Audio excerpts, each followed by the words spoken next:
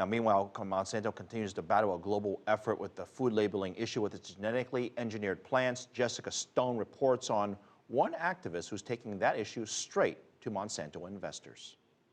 Had otherwise. If it wasn't for these GMO crops being forced down people's throats. Far from the street protests and sign waving, one activist against genetically modified food is taking his fight to Monsanto shareholders. This is the actual proxy statement. Adam Eidinger bought $4,000 in Monsanto stock so he could offer a first-of-its-kind shareholder proposal requiring the company to prepare a report to develop food labeling guidelines that disclose genetic engineering. No, I'd rather eat organic food that's been bred, that people have been eating for thousands of years, because I don't want to be an experiment.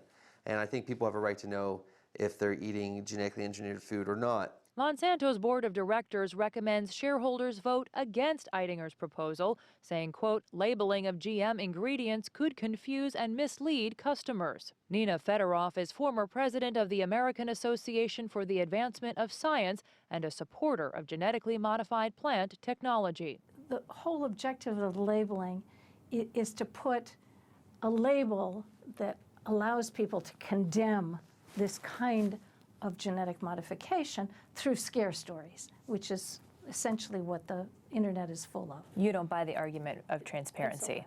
No. Most polls show a majority of Americans support labeling GMO foods. At the same time, when labeling was put on the ballot in California and Washington states, voters struck it down. Monsanto spent nearly $7 million to rally voters against labeling in both states. I also think, as a Monsanto shareholder, that it's in the company's interests to support GMO labeling, because the fact they're fighting it so much makes people think they've got something to hide. Don't buy into it. Don't fund it. Still, Eidinger knows his resolution is a long shot, but he's hoping for a strong enough showing to motivate company executives to take a softer position in the future. Voting for shareholders ends on January 28th, but regardless of what happens, some companies are actually already making changes on this issue. Just last week, global cereal maker General Mills announced it will produce its original Cheerios without using genetically modified ingredients. Jessica Stone, CCTV, Washington.